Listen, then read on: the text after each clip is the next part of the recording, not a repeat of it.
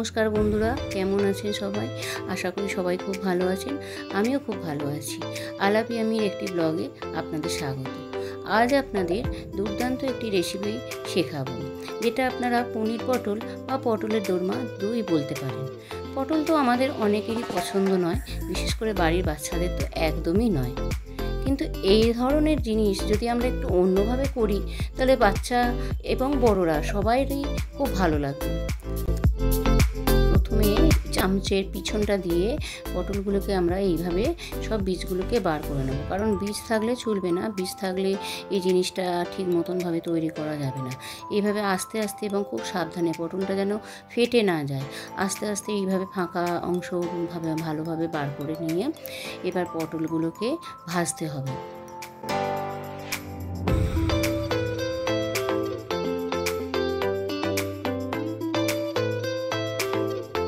ছোট ছোট করে পনিরও কেটে নিতে হবে।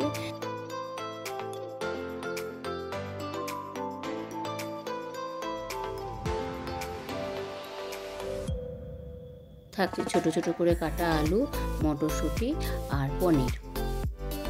মশলার মধ্যে নেব একটা বড় টমেটো, পোস্ত আর 4 মগজ, আর যে যেমন ঝাল খাবে তার জন্য 4-5টা শুকনো লঙ্কা।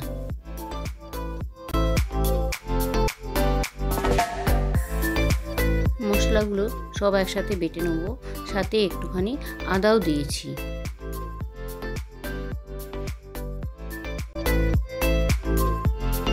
এবার একটা প্যানেতে একটু সর্ষের তেল দিয়ে পটলগুলোকে ভাজতে থাকবো। পটল নামটা শুনলেই সবাই নাক সিটকায়, কিন্তু জানেন কি, পটলে প্রচুর পরিমাণে শর্করা, ভিটামিন এ, সি, অ্যান্টিঅক্সিডেন্ট আর প্রচুর পরিমাণে ম্যাগনেসিয়াম, তামা, পটাশিয়াম, ক্লোরিন এবং গন্ধক আছে। যেহেতু অ্যান্টিঅক্সিডেন্ট থাকে, তাই এটি ত্বকের জন্য খুব উপকারী। পটলে প্রচুর পরিমাণে ডায়েটরি ফাইবার পাওয়া যায়, যা পাচনতন্ত্র ঠিক করতে সাহায্য করে। ভিটামিন এ আর সি ছাড়াও এতে প্রচুর পরিমাণে ক্যালসিয়াম থাকে, যা ক্যালোরির মাত্রা কম করে, কোলেস্টেরল নিয়ন্ত্রণ করে। ওজন কমানোর জন্য পটল খুব উপকারী। এটিকে লো ফ্লেমে ভাজতে হবে এবং খুব ধীরে ধীরে ভাজতে হবে। ভেতরটা যাতে কাঁচা না থাকে সেদিকেও খেয়াল রাখতে হবে। তাই জন্য একটু করে ভেজে আবার একটু করে ঢেকে দিতে হবে। এই দেখুন কীরকম করে দেখে নিচ্ছি।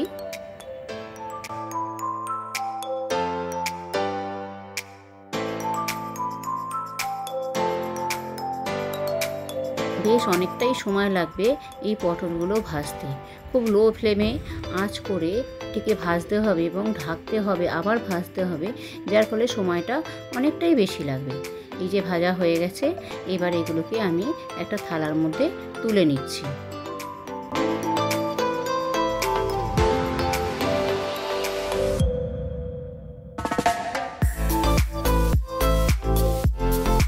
সবগুলো তোলা হয়ে গেলে ওই তেলের মধ্যে দিয়ে দেবো আলু, ছোট ছোট করে কাটা আলু। এগুলোকেও খুব ভালোভাবে ঢেকে ঢেকে ভাজতে হবে, যাতে সবটা নরম হয়।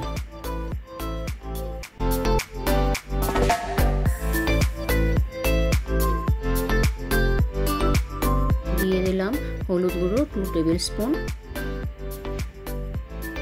নুন দেব 2 টেবিল স্পুন।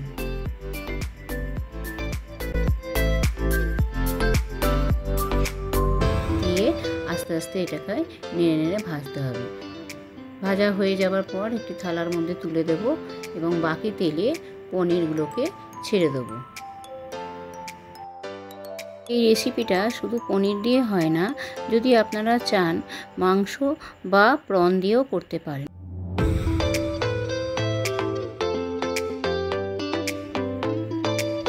পনিরগুলোকেও খুব ধীরে ধীরে ভাজতে হবে, যেন বেশি পুড়ে না যায়, এবং অল্প ভেজে, বেশি ভাজার দরকার লাগে না পনিরে যদিও। আর এখানে তো কোনো রকম মশলা, হলুদ বা কিছু ইউজ করা যাবে না। হ্যাঁ, অল্প করে নুন দিতে পারেন এবং সেই ভাজতে ভাজতে সেইগুলোকে অল্প একটু ভেজে নিয়ে এবার আস্তে আস্তে ওগুলোকে তুলে নেব।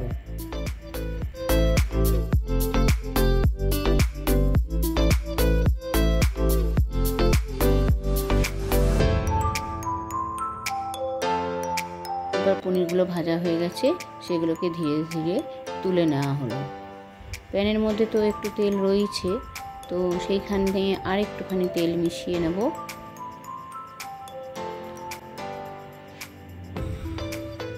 দুটো তেজপাতা দিয়ে দেবো ফোড়নের জন্য, একটু গোটা জিরে আর মশলা বাটাটা। এই সময় খেয়াল রাখতে হবে আঁচটা একটু কমিয়ে দিতে হবে, তা নাহলে মশলাটা পুড়ে যাওয়ার সম্ভাবনা থাকে।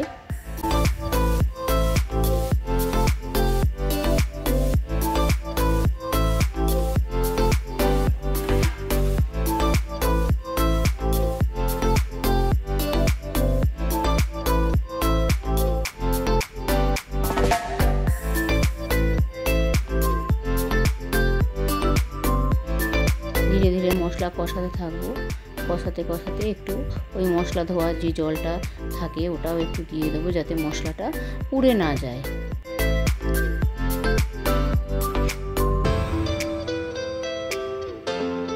মশলাটা খুব সুন্দরভাবে কষানো হবে এবং কষাতে কষাতে যখন এর থেকে তেল ছেড়ে আসবে তখন আস্তে আস্তে এর মধ্যে দিয়ে দেবো 2 টেবিল স্পুন কিউমিন পাউডার অর্থাৎ জিরে গুঁড়ো,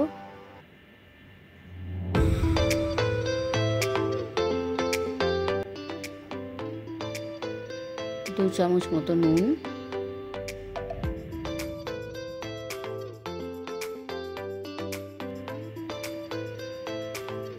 একটু চিনি দেব।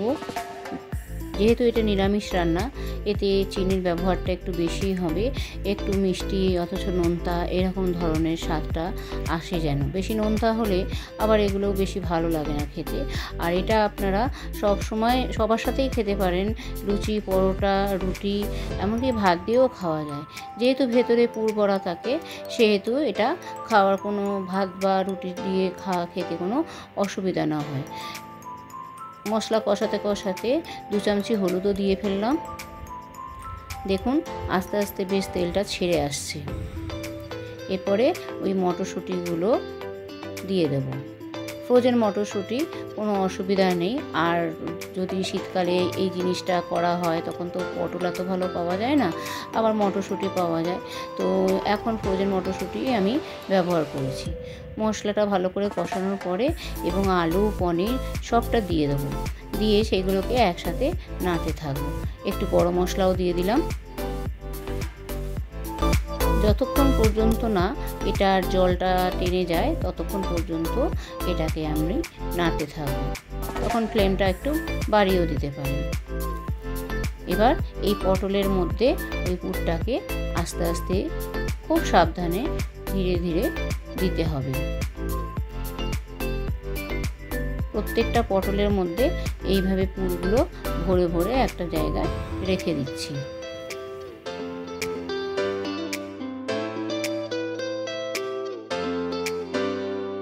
পটলের পুরগুলো সবগুলোতে ভরা হয়ে গেছে এবং এগুলোকে আবার নতুন করে রান্নার জন্য নিয়ে যাব। এবার বাকি যে পটলের পুর ভরার পরে বাকি যে অংশটা থাকবে, অনেকটা পুর বেঁচে যায়, তো সেই পুরটাকে নিয়ে একটা তরকারির মতনও করা যেতে পারে। সেই পুরো পুরটাকে একটুখানি জল দিয়ে পাতলা করে সেটাকে একটুখানি প্যানের মধ্যে দিয়ে দিলাম এবং সাথে একটু ঘি দিয়ে দিলাম এবং গরম মশলাও দিয়ে দিলাম। জলটা না শুকনো অবধি একটুখানি ঢেকে ঢেকে এটাকে পটলটাকে ঢেকে ঢেকে রাখতে হবে এবং একটু চিনিও দিয়ে দিলাম। যেহেতু এটা নিরামিষ রান্না, চিনির ব্যবহারটা এতে বেশি হয় একটু, এবং যারা বেশি চিনি খেতে ভালোবাসেন না তারা এটাকে স্কিপ করতে পারেন।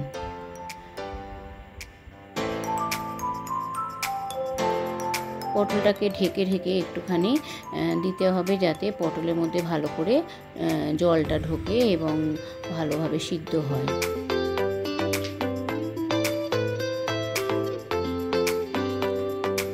এই যে প্রায় অলমোস্ট তৈরি হয়ে গেছে। এরকমভাবে ফুটতে থাকলে তারপর আর একটুখানি শুকিয়ে গেলে একটু গামাখা গামাখা অবস্থায় এটিকে নামিয়ে নিতে হবে। তো বলুন কেমন লাগলো আমার এই রেসিপিটা? সুন্দর না? আপনারাও বাড়িতে ট্রাই করতে পারবেন। তো বন্ধুরা, রেসিপিটি ভালো লেগে থাকলে অবশ্যই চ্যানেলটিকে সাবস্ক্রাইব করবেন এবং লাইক কমেন্ট অবশ্যই করবেন। ধন্যবাদ।